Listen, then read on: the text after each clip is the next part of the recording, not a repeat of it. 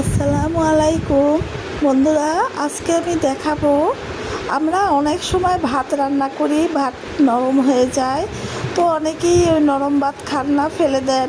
তো আমরা ভাত ফেলে না দিয়ে একটা সুন্দর রেসিপি দেখাবো, যেটা সুস্বাদু এবং খাদ্যের উপযোগী হয়ে ওঠে।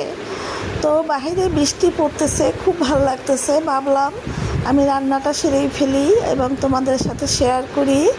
আমি ওই ভাত দিয়ে সবজি খিচুড়ি দিয়ে বানাবো।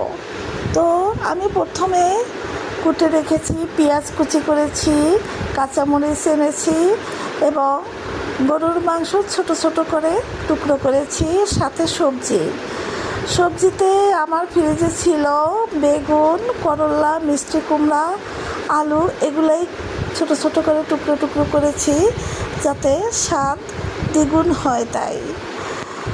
তো এগুলো ভালো করে ধুয়ে নিলাম।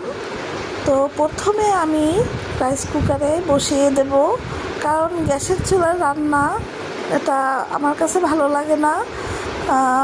সবজি খিচুড়িটা রাইস কুকারেই বেশি ভালো হয়, কারণ এটা অটোমেটিক বন্ধ হয়ে যায়, হওয়ার পরে তো নিচ থেকে লাগারও সম্ভাবনা থাকে না। তো আমি প্রথমে রাইস কুকারে তেল দিলাম, পেঁয়াজ কুচি দিলাম, শুকনো মরিচ ছিঁড়ে দিলাম, কাঁচামরিচ দিলাম। এরপরে কিছুক্ষণ হালকা লাল লাল হওয়ার পরে পেঁয়াজটা আমি দিয়ে দিয়েছি গরুর মাংসের টুকরাগুলো এবং হলুদের গুঁড়া, মরিচের গুঁড়া এবং ধনিয়ার গুঁড়া, আদা রসুন বাটা, এগুলো সব একসাথে দিয়েছি। এটা যার যার পরিমাণ মতো দিতে পারেন। সাথে লবণ দিয়েছি। এটা কেউ জাল কম খায়, আবার কেউ বেশি খায়, তাই আমি আমার মতো করেই রান্না করি। এটা আপনারা আপনাদের পরিমাণ মতো করে দিয়ে দিবেন। যাই হোক, তো আমি এটা দেওয়ার পরে অনেকক্ষণ কষাবো, ভালো করে কষিয়ে নিতে হবে, যাতে মাংসের ভিতর মশলাগুলো প্রবেশ করে।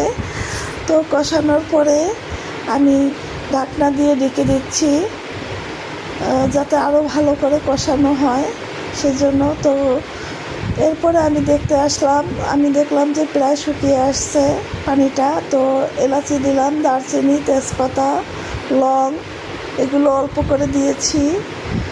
তো এটা দিলে গ্রানটা খুব সুন্দর হয় খিচুড়ির। তো আমি কিছু মুসুরি ডাল এবং কিছু খেসারি ডাল দিয়েছি এর ভিতরে।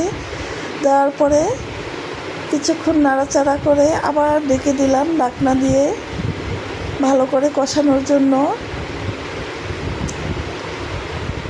তো আবার দেখতে আসলাম, দেখি যে না, এটাও কষানো হয়ে গেছে।